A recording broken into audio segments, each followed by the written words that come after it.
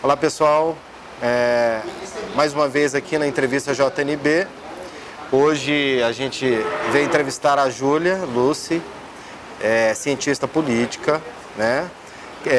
Na primeira candidatura conquistou aí uma vaga na Câmara Legislativa pelo Partido Novo. É a primeira deputada distrital do Partido Novo aqui no Distrito Federal. E a gente veio conhecer um pouco, né, o porquê que a Júlia,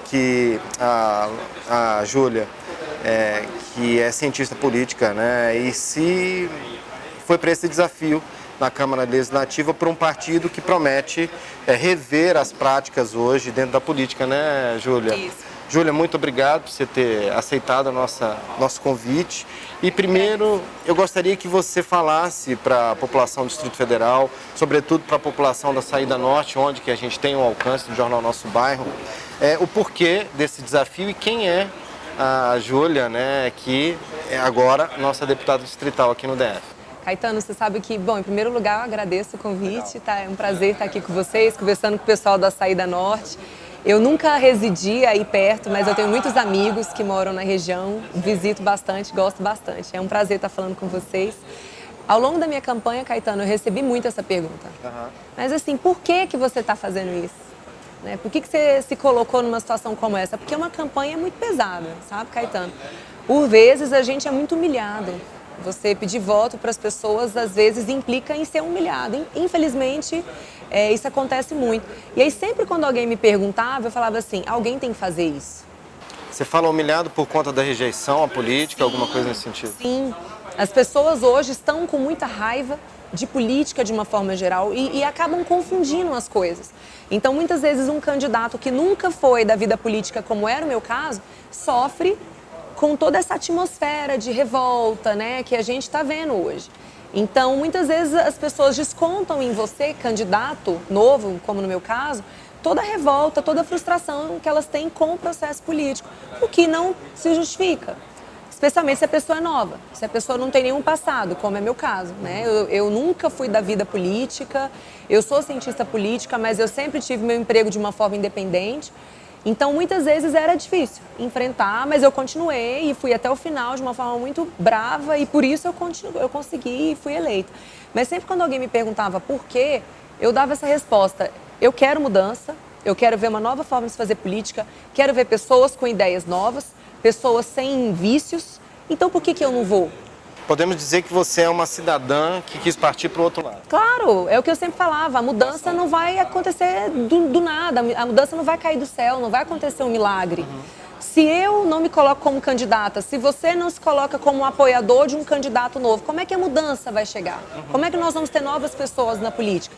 Então essa indagação foi o que me moveu a ser candidata, a me lançar nesse desafio, apesar de não ter estrutura, apesar de não ter dinheiro, apesar de estar dentro de um partido que é novo mesmo, em termos de organização.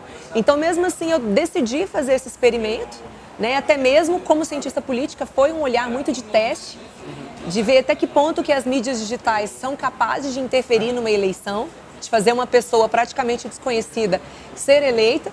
E foi uma hipótese que acabou dando certo. Foi daí que eu tive a ideia, junto com a equipe que estava me assessorando, que estava me ajudando a fazer o candidato de primeira viagem.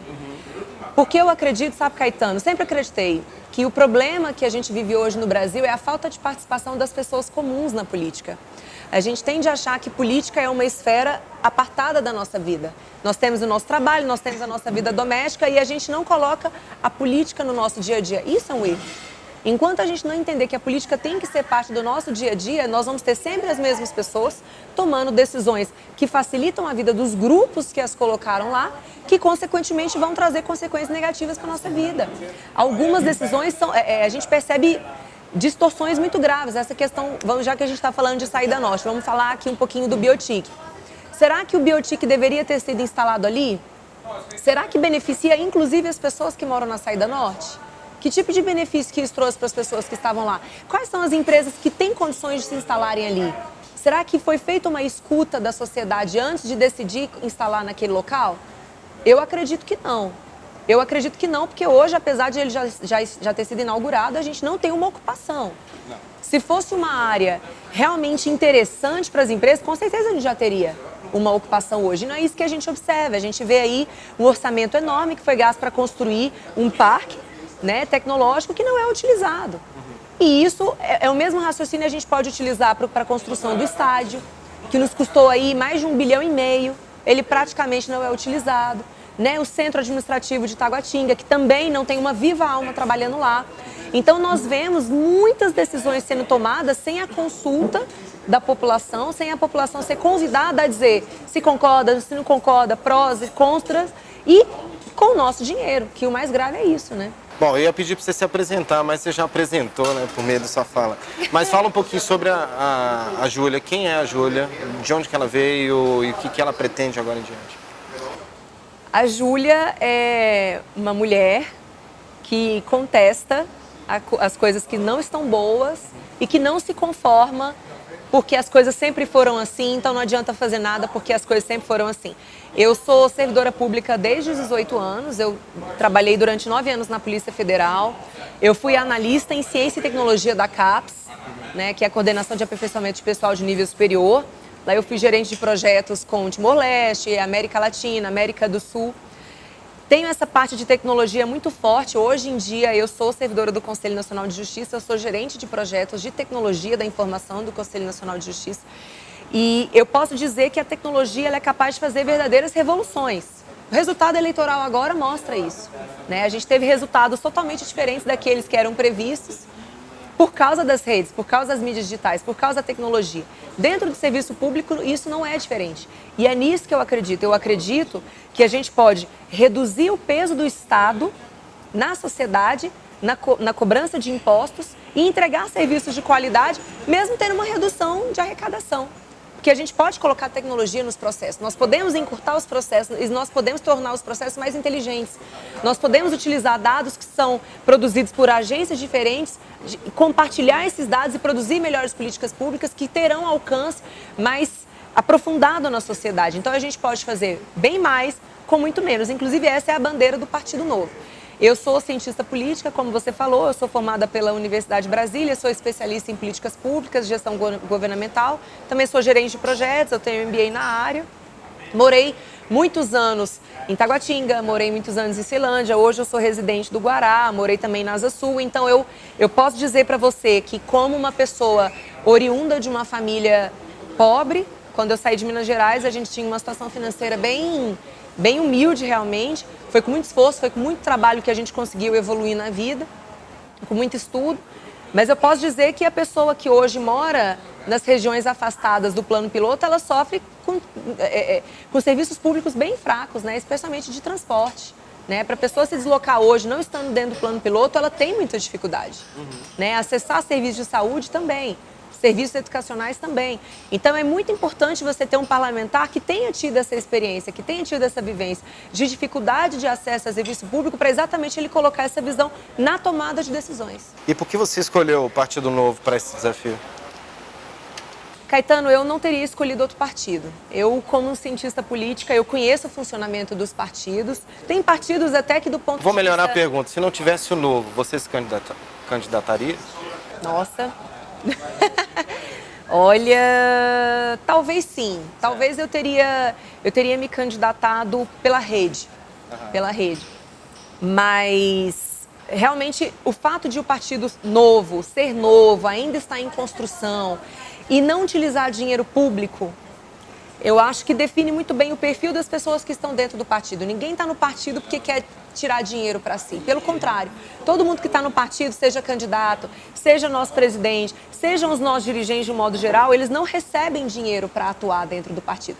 Atuam por uma paixão, atuam por uma crença de que a sociedade civil pode fazer a diferença por meio da atuação política. Então isso é o que me apaixona dentro do partido. É essa flexibilidade que ainda existe no partido de ideias, de opiniões, é a gente não utilizar o dinheiro público para o funcionamento da máquina partidária, é a coragem que nós temos de desafiar eleições sem fazer coligação, é esse perfil que me atrai no partido. E a bandeira também de diminuir a intervenção negativa do Estado na vida dos cidadãos, o que não significa não ter Estado, o que não significa não prover serviços públicos pelo Estado. Não é isso. Significa tirar menos das pessoas. Significa ter mais responsabilidade com o trabalhador brasileiro. Na candidatura do Novo, de forma geral, não houve utilização de verba pública destinada aos partidos e tal. Como é que você contornou esse problema? Porque acredito que tenha sido um problema, né, na sua campanha que te levou ao sucesso, ao êxito. Como é que vocês contornaram? Caetano, a divisão do fundo partidário e do fundo eleitoral dentro dos partidos, ela não é nada democrática. Nós sabemos que a divisão desses dinheiros que são públicos, essa divisão ela ocorre por decisões assim, de quem manda mais dentro do partido. Então, a coisa mais comum do mundo é você conversar com candidatos dos outros partidos e escutar o depoimento de que eles não receberam um centavo do fundo partidário e do fundo eleitoral. Então, desculpa, o partido receber dinheiro público não significa que esse dinheiro público vai ser repartido entre os seus candidatos. Essa é a primeira distorção do fundo partidário e do fundo eleitoral, com a qual eu não concordo, por isso eu entrei no Partido Novo. Segundo, como fazer uma campanha barata? Mídia digital, trabalho voluntário e vaquinha virtual. Esses foram os 3 pilares da minha campanha e foi isso que deu certo. A minha campanha foi a segunda mais barata do DF, dos candidatos que foram eleitos. A minha foi a segunda mais barata. O meu voto também foi um dos mais baratos, porque eu exatamente utilizei essas estratégias. Pode falar, pode continuar. Então a gente percebeu realmente a força, né, das mídias digitais nesse momento. Eu fiz um trabalho, né, de convocar voluntários, inclusive no LinkedIn. Eu lancei uma chamada no LinkedIn para as pessoas ocuparem diferentes áreas na campanha. Eu, em 2006, como estudante de ciência política, eu me voluntariei numa campanha e para mim foi uma experiência extremamente proveitosa. E eu tive também voluntários, também estudantes de ciência política, que quiseram participar de uma campanha. Alguns, inclusive, até vão trabalhar comigo agora no meu gabinete, porque ao longo desses meses eu percebi a competência, eu percebi o engajamento, né? E a gente precisa selecionar pessoas exatamente com esse perfil, pessoas que tenham visão, pessoas que mais uma vez, entendam que a sociedade civil pode atuar para mudar o estado das coisas que nós temos hoje. Lá em Minas Gerais, o novo governador ele adotou uma política de fazer contratações por meio de processo seletivo. Isso. Eu queria entender se você vai incorporar alguma coisa dessa no seu mandato e na forma de você agir em relação a outros, ao governo e outros projetos. Com certeza. A formação do gabinete ela vai ser feita por pessoas que eu já tenho comigo e também por meio de processo seletivo. As áreas eu ainda estou estudando, eu estou definindo primeiro as pessoas da Câmara e as pessoas do Tribunal de Contas do DF que vão atuar comigo no meu gabinete. Assim que eu tiver fechado isso, eu vou partir para as próximas partes, para as próximas áreas e vou fazer processo seletivo para selecionar as pessoas, né? Que além de ter que ter um currículo muito bom, vão passar por entrevistas, né? Eu vou sentir a capacidade de trabalho, a entrega. O trabalho é muito intenso, né? Então tem um perfil específico aí. Legal. Vamos falar de Câmara Legislativa, de projetos. Quais são as bases do seu projeto? A gente viu que tem projetos voltados para as mulheres, para o empreendedorismo, contra o aumento de impostos. Me fala um pouco da sua atuação, o que você está pensando? O que eu sempre diz ao longo da minha campanha, Caetano, que a principal função de um parlamentar, a gente sabe que o parlamentar cabe a ele legislar e fiscalizar. Hoje em dia nós já temos muitas leis em excesso, leis que muitas vezes dificultam a atividade produtiva. É um excesso de burocracia que não é inteligente, pelo contrário, engessa os empresários, engessa as pessoas que querem iniciar uma atividade produtiva. Pequeno, empreendedor, médio, grande, enfim. A principal função hoje de um deputado é fiscalizar. Nós temos um orçamento muito grande aqui no Distrito Federal, de 42 bilhões de reais. Isso somando as nossas receitas e somando a receita do Fundo Constitucional. É muito dinheiro. E nós precisamos entender para onde está indo esse dinheiro. Quais são as prioridades do governo. Para poder fiscalizar, você tem que ter um perfil de independência. Você não pode ter amarração com o governo. Sem amarração com o governo, significa que você não deve aceitar cargos no executivo. É uma determinação, inclusive, do meu partido. Eu não posso ser secretária de governo. Não posso. Sendo parlamentar, tendo sido eleita para ser parlamentar, eu não posso aceitar um cargo do executivo. Uma secretaria, por exemplo. Exatamente para garantir essa independência. A base das minhas propostas, aí já indo num campo propositivo, como você falou, realmente vão muito no campo das mulheres, porque eu sou fundadora da startup chamada Liga Delas, que é uma rede de mulheres empreendedoras, né, uma startup social. Esse conceito de negócio social está vindo muito forte hoje para o Brasil. O Brasil, inclusive, poderia ter mais empregos nessa área, né, do terceiro setor, negócio de impacto social, se a gente soubesse explorar, inclusive se o governo fosse aliado, né? Eu tenho essa startup social, a gente faz encontros mensais, nós promovemos empreendedorismo, fomentamos a geração de novas parcerias entre as mulheres e capacitamos mulheres em situação de vulnerabilidade social. Então eu sei o resultado que uma capacitação voltada para o público feminino é capaz de fazer para aquelas pessoas que estão recebendo aquela capacitação, que muitas vezes são mulheres que não tiveram oportunidade de estudar na vida. São mulheres que vivem relacionamentos violentos e não se veem capazes de sair daqueles relacionamentos por uma dependência econômica. Então nós precisamos dar um suporte para essas mulheres, para que essas mulheres consigam ter a sua própria renda. Muitas vezes a saída para elas é ser uma empreendedora dentro de casa. Elas têm 3, 4, 5 filhos, não conseguem sair de casa, porque muitas vezes elas não têm acesso à creche pública, que essa é uma grande bandeira minha também. Vejo também que é uma bandeira do governo ibanês, então eu vou ser uma grande aliada nele nesse sentido, de expandir vagas de creche pública, de expandir o horário de funcionamento das creches, de inclusive colocar creche no período noturno. Eu realmente vou batalhar muito por isso, porque se a gente quer a família de um modo geral, mas principalmente as mulheres trabalhando, tendo a sua independência, a gente precisa cuidar da criança. Da criança na primeira infância, principalmente, que é aquele momento que ela tem mais dependência, né, que ela precisa de mais cuidados. Nós temos a questão dos impostos também, isso é um compromisso já assumido de votar contra qualquer tipo de aumento de imposto. A gente não suporta mais imposto no Distrito Federal, todos nós sabemos disso, todos os setores estão sobretaxados. Então, a gente não pode mais aceitar que essa seja a saída para o governo. Se você quer aumentar a atuação do Estado, então que você corte em determinadas áreas, como a área de comissionados, por exemplo, nós temos muitos comissionados. Nós temos aí várias secretarias, várias regiões administrativas que são verdadeiros cabides de emprego, não retornam para a sociedade o investimento que é feito ali. Então, que corte nesse sentido, que corte contratos, que otimize contratos, que otimize processos. Dentro da Câmara, por exemplo, nós temos contratos enormes de prestação de serviços de informática e de mídias. Entende? Então a gente precisa analisar para onde que está indo esse dinheiro. Só para a parte de comunicação social, o contrato da Câmara ele ultrapassa 27 milhões de reais ano. Será que é prioridade? Qual a sua opinião sobre a verba indenizatória da Câmara Legislativa? Hoje, da forma como ela existe, não dá para aceitar, tanto que eu não vou utilizar a verba indenizatória. A verba indenizatória, em tese, ela é utilizada para contratar combustível, para contratar consultoria. Só que tem muitos deputados que abusam dessa verba, que inclusive se a gente for ver quanto ele gastou de combustível e fazer uma regrinha de 3 simples, com a quilometragem que daria para rodar, dá para dar várias voltas ao mundo. Então é óbvio que essa verba não está sendo utilizada para a finalidade a que ela deveria estar sendo utilizada. Você não vai utilizar essa verba a princípio ou você vai estudar melhor a possibilidade de utilizá-la de outra forma? Não, eu não vou utilizar essa verba da forma como ela é hoje.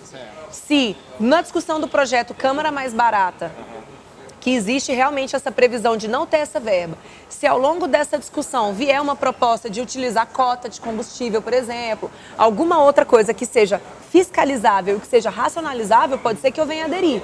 Mas do jeito que está hoje, definitivamente não. Falando de governador, eu queria saber sua opinião sobre a sua percepção inicial sobre o novo governador, a partir também das promessas que ele fez de aumento para servidores e esse contraponto que você colocou em relação aos impostos, que eu acho que é muito importante. Como é que você vê o cumprimento de promessas em relação à dependência de aprovação disso na Câmara também, né? Como é que você se posiciona e qual a sua opinião sobre, sua percepção inicial sobre esse governo, o novo governador? O novo governador, ele fez uma série de compromissos, né? Compromissos que eu diria que são arrojados, que são ousados. Eu me coloco à inteira disposição do governo para trabalhar como aliada nas propostas que sejam positivas para a cidade. Inclusive, eu sempre falo isso, a minha postura é de independência. Se for aumento de imposto, não conte comigo? Não, se for aumento de imposto, não conte. Não conte com o voto da Júlia. Como eu falei, a gente tem aí um orçamento de 42 bilhões de reais. Esse orçamento é um orçamento enorme, é extremamente privilegiado se a gente comparar com o restante das unidades da federação. Se quiser dar aumento, então vamos ver de onde que vai ser cortado. para você poder privilegiar determinadas categorias, então vamos ver qual é a proposta para o governo. Ele vai remanejar isso de onde? Então, o que eu me coloco hoje é contra qualquer tipo de aumento. Isso aí eu já me coloco contra. As outras propostas, eu sempre me coloco dentro da teoria da responsabilidade. Eu vou analisar com muita responsabilidade, sem nenhum tipo de amarra. E não me posiciono nem contra, nem favorável a qualquer proposta, a menos que eu esteja com ela em mãos, a menos que seja essa de aumento de impostos. Isso aí realmente não tem como votar favorável. Legal. Júlia, a gente vê que o seu programa, quando você é candidata, e até os seus projetos hoje que você pretende implementar, estão muito envolvidos com empreendedorismo e inovação, né? Você tem projetos aí de promover a inclusão no Biotic, aproveitar aquele espaço. Você tem projetos voltados para a diminuição de encargos e também a diminuição do tempo de abertura de empresas, etc. Desburocratizar esse processo. Me fala um pouco sobre os seus projetos e os seus objetivos em relação ao empreendedorismo no DF. Sim, Caetano, você pode perceber que as propostas giram muito em torno de inovação e tecnologia, porque exatamente a gente vai, como eu disse, a gente vai conseguir fazer mais com os mesmos recursos ou talvez com menos recursos, porque o objetivo é esse. É ser mais eficiente para você poder diminuir a arrecadação que hoje é feita da sociedade. É esse o grande objetivo. E dá para fazer. Quem trabalha com tecnologia, quem está dentro do serviço público sabe que tecnologia faz verdadeiras revoluções, transformações enormes. Se a gente tem sistemas rodando, hoje, por exemplo, é inacreditável, mas na Câmara nós não temos um sistema para tramitar os processos e os projetos legislativos.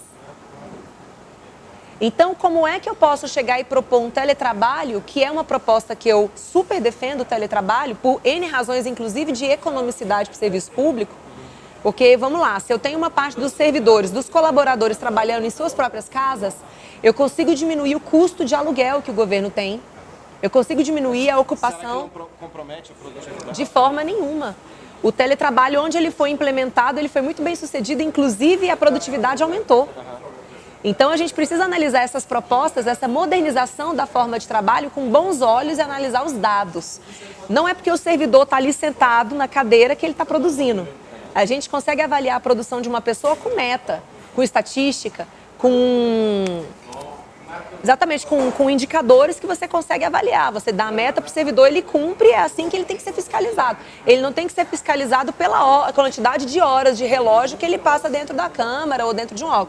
Eu sou super favorável, o GDF inclusive já implementou em alguns órgãos o teletrabalho, na Justiça Federal é muito comum, o Tribunal de Contas da União também já foi implementado. Então nós temos que trazer as novas práticas de trabalho para dentro do serviço público.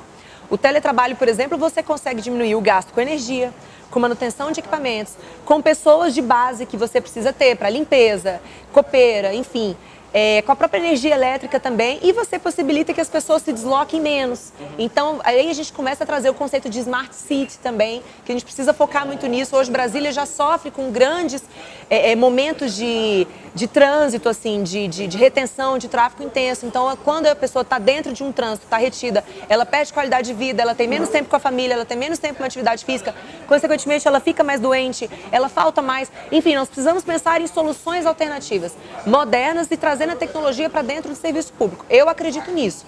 Então, a gente precisa analisar o que a gente pode fazer em termos de inovação e tecnologia para trazer melhor serviço para os cidadãos. Por exemplo, na área de saúde, até hoje a gente não tem um formulário eletrônico. Então, se você hoje der entrada no hospital aqui de base, você precisar ser atendido no Hospital de Ceilândia, não existe. Você não tem o seu cadastro de uma forma unificada para ser acessado em qualquer hospital do GDF. É claro que dessa forma a gente perde dinheiro. Porque se você chega no hospital e eu já tenho ali o histórico das cirurgias que você fez, dos medicamentos que você toma, onde que você foi atendido, eu consigo otimizar uma série de processos. Então a gente precisa trazer tecnologia para dentro do governo. Quando você diz, por exemplo, essa questão de tempo de abertura de empresa, é um absurdo hoje. Os empresários, eles são escravizados, muitas vezes eles ficam indo e voltando. E eu já conversei com N pessoas. As minhas propostas, elas demoraram muito para ser feitas, porque eu contei com pessoas de diversas áreas. Médicos, auditores do TCDF, empresários, servidores públicos, estudantes, mães. Tanto é que você pode observar que elas são muito completas. Eu não tenho uma proposta, eu tenho várias. Porque eu reuni muitas pessoas para exatamente desenhar aquilo que pode ser proposto. Essa questão de tempo de abertura de empresa não dá mais para a gente colocar certos empresários de alguns segmentos, como, por exemplo, de odontologia, que hoje, se você precisar de uma licença da Agência de Vigilância Sanitária aqui do GDF, você não tem telefone para ligar. O telefone deles não funciona. A conta do telefone lá não foi paga. Então, é necessário que você se desloque fisicamente lá para saber se a sua licença já foi expedida. Isso é um absurdo. Isso é um absurdo, isso é um desrespeito com o cidadão. Então, isso nós temos condições de propor. Uma penalização para que aqueles diretores que não tenham cumprido determinado prazo, que é isso precisa ser discutido. Para você chegar num prazo de abertura de empresa razoável, a gente precisa convocar uma audiência pública, chamar os setores interessados, os setores envolvidos e chegar num número razoável para todos os envolvidos. Não dá para ser uma decisão, não dá para eu falar para você, olha, eu acho que tem que ser em uma semana. Eu não tenho condições de fazer isso agora. Seria irresponsabilidade. Para a gente fazer uma lei, para a gente fazer uma determinação, a gente precisa ouvir a sociedade de uma forma democrática, chamar para audiência, fazer uma chamada virtual, né, com uma participação virtual das pessoas também. É nisso que eu acredito e é nisso que eu vou focar, uma participação direta da sociedade pelos mais diversos canais. Legal. Um ponto que me chamou a atenção a respeito das empresas ainda foi um projeto que eu li no seu site sobre criação de creches nas empresas privadas. Estimular a criação de creches nas empresas privadas. Estimular, exatamente. Como é que você pensa em fazer esse estímulo? Em que vocês pensaram para ter essa ideia? Tem diversas formas de você estimular, né? Você pode conceder subsídios para as empresas que tenham conseguido abrir uma creche. Porque, Caetano, veja bem, se você quer pensar na família, tem muita gente que diz, eu sou deputado da família. Você pensar na família é você pensar na mãe, é você pensar na criança, é você pensar no pai, é você, inclusive, pensar no bichinho de estimação. A gente precisa dar condições para que a família tenha mais proximidade. Eu sou mãe desde os 17 anos, então essa é uma pauta muito importante para mim. Eu sempre levei a minha filha para o meu trabalho quando eu precisei. Só que eu sei que muitas pessoas não podem fazer isso, não tem essa abertura. Inclusive, às vezes, a própria empresa não consegue receber essa criança. Mas tem muitas empresas que conseguiriam destinar uma parte da sua área, uma sala, enfim, para um convívio do pai com a criança, da mãe com a criança. A gente sabe o quanto isso humaniza o trabalho, a gente facilita esse convívio, a gente diminui a incidência de doenças, enfim. Então, uma das formas é você dar subsídios para as empresas que tiverem conseguido abrir uma creche, instalar uma creche nas suas instalações. As grandes empresas, a Natura, por exemplo, já tem essa prática. Né? É uma coisa que partiu da própria empresa e, inclusive, as crianças ficam até 6 anos lá. Então, você dá condições de qualidade, principalmente para as mulheres, porque hoje nós sabemos que muitas mulheres hoje, elas não conseguem crescer na carreira porque elas são preteridas pela sua chefia, porque elas acabaram de casar ou estão grávidas, então tem filho pequeno. Porque, de fato, ainda, o que eu sempre digo, eu sou servidora desde os meus 18 anos. Eu nunca vi um colega meu, homem, faltar ao trabalho porque o filho estava doente. Eu sempre vejo as minhas colegas faltando ao trabalho. E é claro que isso traz um peso para a mulher. E é nesse sentido que a gente tem que contrabalancear. A gente tem que dar igualdade de oportunidades para os homens e para as mulheres crescerem no mercado de trabalho. Agora, que tipo de subsídio você acha? Fiscal. Fiscal. Um subsídio fiscal. Que é isso, precisa ser estudado. De que orçamento que vai sair, de onde que a gente pode cortar. Mas a gente tem, né, já muitos subsídios dados aqui no Distrito Federal para algumas áreas, para algumas categorias. E esse é um foco que a gente tem que ter, sim. A gente tem que priorizar a qualidade de vida das pessoas que estão trabalhando não apenas no serviço público, em alguns órgãos nós já temos órgãos que têm creche, é uma iniciativa belíssima, então a gente tem que trazer essa prática, fomentar essa prática para dentro da iniciativa privada. Legal. Uma nova candidata, uma nova deputada distrital no Partido Novo, mas que vai entrar numa casa com práticas antigas. Apesar da renovação em torno de 70%, a Câmara é a Câmara que a gente conhece da mesma forma. Que os projetos são debatidos, são acordados com o toma lá da cá, são feitos acordos, são feitos os conchavos. Como é que a Júlia vai se posicionar para tentar introduzir esses projetos novos de uma forma que todos entendam e que todos também colaborem para a sua aprovação? Sim. Bom, em primeiro lugar, manter uma independência. Sou aberta ao diálogo, eu convivo com pessoas de diferentes espectros ideológicos de uma forma muito harmônica Durante a minha campanha eu tive eleitores tanto do Bolsonaro como também do Haddad, então eu consigo transitar entre os diferentes meios. Sempre transitei, isso sempre foi uma habilidade da Júlia. Uma capacidade de relacionamento interpessoal muito forte. Isso é uma qualidade minha e não é à toa que eu consegui montar uma equipe de voluntários para trabalhar na minha campanha, exatamente porque eu tenho essa capacidade. Já converso com os meus colegas que foram eleitos, com deputados que hoje já são deputados, já estão na ativa. Então o diálogo, Caetano, a negociação, as reuniões, elas são salutares no processo democrático. Em momento nenhum eu vou me furtar, muito pelo contrário, muitas vezes sou eu que fomento esse processo. Eu já estou em negociação com alguns deputados, estudando o bloco, onde eu vou me inserir ou não, exatamente porque eu pretendo ter uma boa posição na Câmara, para exatamente poder agir e batalhar pelas pautas com as quais eu me vinculei.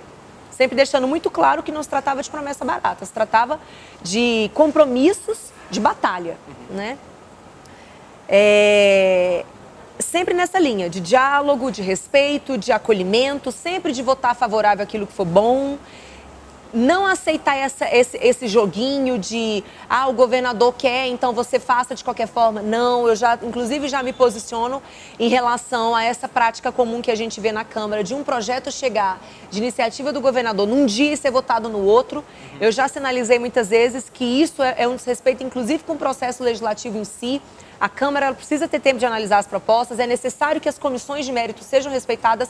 Eu vou bater muito o pé em relação a isso, inclusive se for necessário judicializando essas questões, porque a gente sabe que é um direito garantido dentro do regimento interno. Se não for respeitado e se for necessário, eu vou judicializar.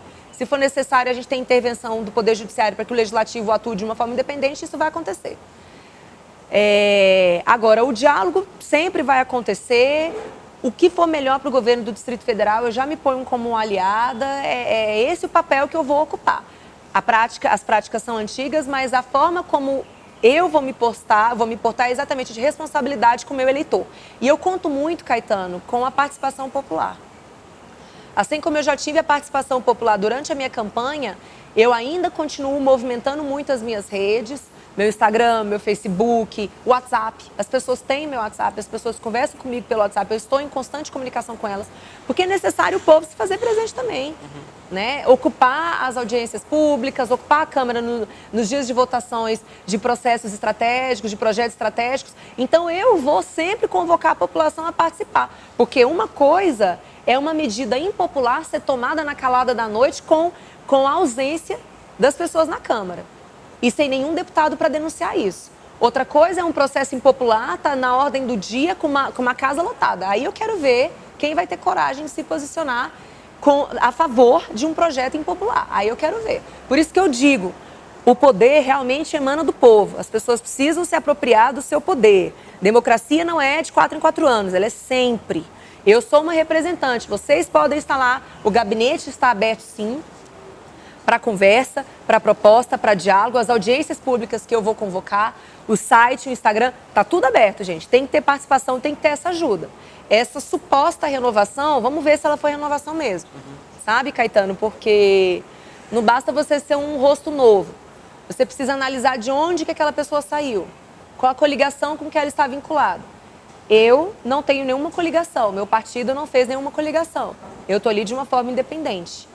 E eu posso me portar de uma forma independente. Agora vamos ver a atuação desses novos deputados que entraram. Alguma forma nova do eleitor, do cidadão, se comunicar com seu gabinete, com você, com suas propostas? Olha, a Câmara tem um laboratório muito interessante de tecnologia que se chama Lab Nova.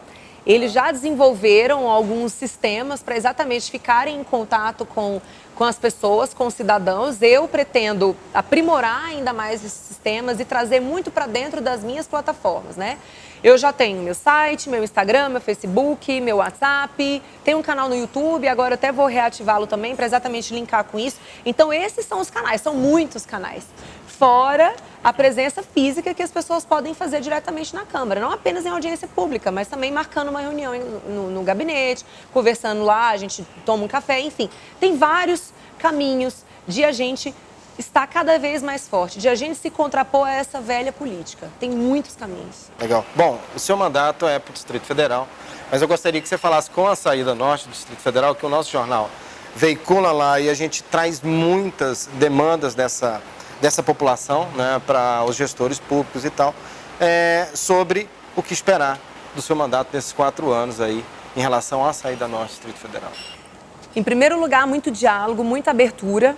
A gente precisa entender exatamente quais são as demandas. Eu vou lançar, Caetano, eu até ia comunicar isso mais para frente, mas eu vou lançar aqui agora. Legal. O gabinete itinerante da Júlia, né? Eu vou montar um gabinete itinerante, vai ser uma Kombi, e a gente vai circular em todas as regiões administrativas do Distrito Federal. O calendário de visitas vai ser liberado no meu site.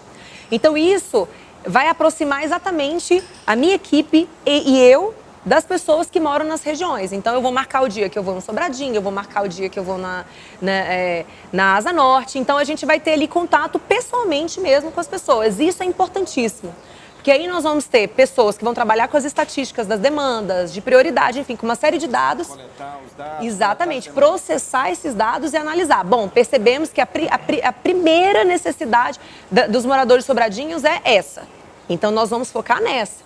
É com base em estatística que a gente tem que tomar a decisão, certo? A gente sabe que a saída norte tem uma dificuldade muito grande de deslocamento. Até hoje, por exemplo, o metrô não chegou na Asa Norte. Isso é crítico, né? Eu, como representante do Legislativo, não posso falar que eu vou levar o metrô da Asa Norte. Se vocês virem algum deputado ou senador falando isso, ele não sabe a competência dele, certo? Isso é uma competência do Executivo. Agora, o que depender da Júlia votar favorável à expansão do metrô, ou então a concessão de linhas de metrô para que ele possa chegar até a Asa Norte, ou até além da Asa Norte, vocês podem ter certeza que eu sou super favorável. Trabalhei muito tempo na 514 Norte, o Conselho Nacional de Justiça é lá, e sofri muito exatamente porque não tem metrô lá. As pessoas que moram lá na região são muito prejudicadas, a partir da Asa Norte para frente, né? Então, a gente sabe que essa já é uma demanda que está posta. Temos também a questão da regularização dos condomínios, que para isso a gente precisa convocar audiências públicas para entender a situação de cada um dos condomínios e se posicionar de uma forma responsável. Legal. Né? A gente sabe que boa parte dos problemas hoje que nós enfrentamos no Distrito Federal vem de uma ocupação que foi desordenada, que não foi planejada, e a gente tem que combater isso. A gente tem que colocar o meio ambiente também como uma grande prioridade. Senão, daqui a pouco, a gente não tem água mais. Então, nós temos essa questão, nós temos os interesses dos moradores, nós temos os interesses de pessoas que venderam os lotes, a gente precisa analisar cada um desses processos. Nós sabemos que muitas pessoas foram enganadas, e isso não é só na saída norte. Vicente Pires e Arniqueiras também, tem muitas pessoas que sofrem com essa situação de ter intermediários aí que agiram de má fé, que inclusive muitos processos já estão na justiça. Então a gente tem que ver onde que o Poder Legislativo pode atuar para coibir esse tipo de prática, para penalizar quem se beneficiou dessa forma e para ajudar a população que está vivendo uma situação de indecisão, certo? Então é nisso, é no sentido de aumentar a qualidade de vida, sempre de uma forma responsável por meio do diálogo. É isso que as pessoas podem esperar de mim. Não apenas da saída norte, mas do DF como um todo. Tá aí, gente. Júlia, do Novo, tá explicado por que ela escolheu o Partido Novo, nova candidatura e nova deputada distrital para o DF. Júlia, muito obrigado, viu? Parabéns pela candidatura, pela eleição e boa sorte para você. Foi um prazer. Eu deixo aqui todos os canais abertos. Entrem em contato comigo. O gabinete é nosso, o mandato é nosso. A gente pode fazer muita coisa maravilhosa se a gente estiver unido. Por mais que as práticas antigas ainda predominem, se o povo estiver unido, se o povo estiver forte, a gente derruba. A gente vai fazer diferente. E vocês têm uma representante pensando exatamente dessa forma, e desculpa a expressão, sem rabo preso, podendo exatamente se posicionar de uma forma independente e responsável com seus eleitores. Contem comigo para isso.